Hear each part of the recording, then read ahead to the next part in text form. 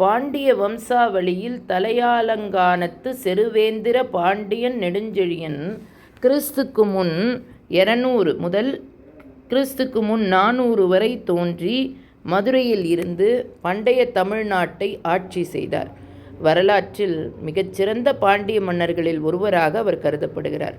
மர்மமாக 1ஆம் பாண்டியன் மற்றும் 2ஆம் பாண்டியன் கிரேக்க வரலாற்றில் தலையாலங்கானத்து செருவேந்திர பாண்டிய நெடுஞ்செழியன் சமகாலத்தவராக காணப்படுகின்றார். பாண்டிய வம்சாவளியில் மிக முக்கியமான மன்னர்களில் ஒருவராகவும் அவர் கருதப்படுகிறார். பண்டைய தமிழ் உலகில் விவசாயம் பாண்டியம் பாண்டத்துவம் என்றும் குறிப்பிடப்படுகிறது. வண்டி மற்றும் வண்டி பாண்டி என்று அழைக்கப்பட்டு பின்னர் வண்டியாக மாறியது. பாண்டிய வம்சாவளியில் குறைந்தது 3 வெவ்வேறு நெடுஞ்செழியன்கள் வெவ்வேறு காலங்களில் தோன்றியதாக தெரிகிறது. தலையாலங்கானத்தில் பகைமையை வென்றவர் பெரும்பாலான வரலாற்றாசிரியர்களால் நெடுஞ்செழியன் என்று குறிப்பிடப்படுகிறார். மற்றவர்கள் அவரை நெடுஞ்செழியன் என்று அழைக்கிறார்கள். அவர் மிக இளம் வயதிலேயே தனது பெற்றோரை இழந்து 15 வயதில் பாண்டிய ராஜ்யத்தின் முடிசூடப்பட்ட மன்னரானார்.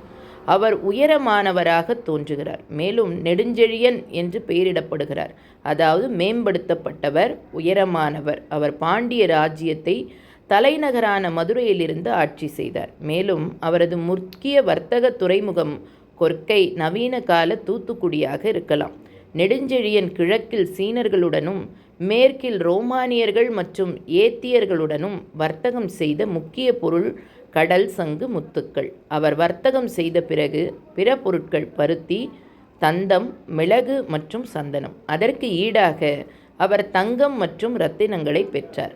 தலையாலங்கானத்தில் வெற்றி பெற்ற பிறகு அவரது வீரத்தை பாடிய தலைமை பாண்டியரான மாங்குடி மருதனாரால் அவரது அவை அலங்கரிக்கப்பட்டது.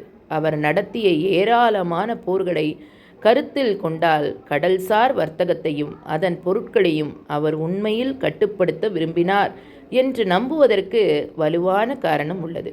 இந்த கருத்து பெரும்பாலான பாண்டிய வரலாற்றாசிரியர்கள் மற்றும் மானுடவியலாளர்களுக்கு உறுதியளிக்கிறது.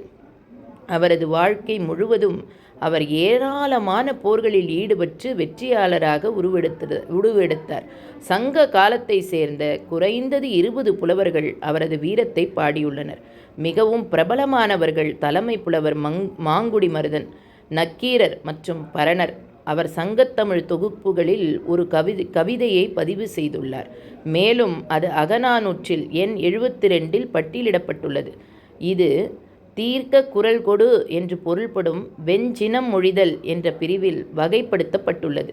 அவரது பெற்றோரின் ஆரம்ப கால மறைவு காரணமாக சிறு வயதிலேயே அவர் கிரீடத்திற்கு வந்ததை கேலி செய்த தனது எதிரிகளை அழிக்க வேண்டும் என்ற அவரது உறுதியை அவரது கவிதை வெளிப்படுத்துகிறது.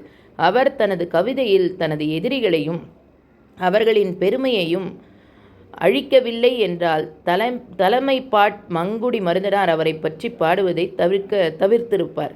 என் நாட்டின் குடிமகன் என்னை கண்டிடக்கடட்டும், குணப்படுத்த முடியாத வறுமை என்னை அடையட்டும். அதனால் அவரை தேடுபவர்களும் அவரை ஆதரிப்பவர்களும் மிகுந்த பாதுகாப்பின் மேல் வாடக்கூடாது என்று வெளிப்படுத்தினார். தனது எதிரிகளை அடக்குவதற்கான தனது உறுதியை அவர் வெளிப்படுத்திய விதம் இதுதான். இது அவரது தமிழ் நெறிமுறை உறவை பிரதிபலிக்கிறது. இது அறம் என்று அழைக்கப்படுகிறது.